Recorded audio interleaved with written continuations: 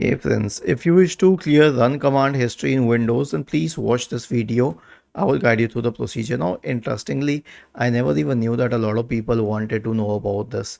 But when I saw the views on the Microsoft Answers forum, I thought that a video is necessary on this because there is no direct way to do that. I mean, there is no one switch. If I open the run window and I wish to delete the history, there is absolutely no command or nothing for it. But actually there is a way through the registry editor. So search for registry editor in the Windows search bar and open the registry editor. Now go to HKey current user on the left pane, software, Microsoft Windows current version explorer, run MRU. You will be able to reach this key without any interference.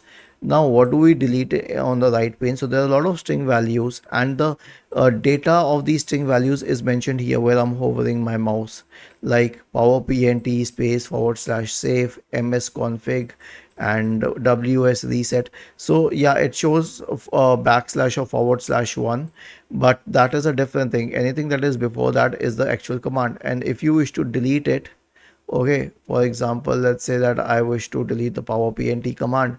So I will right click on its string and then I will select delete and then I will delete it from here. Was this helpful? If yes, then please subscribe to the channel. If not, then let us know in the comment section of the video on how we could help you further. Thank you for watching this video and have a nice day.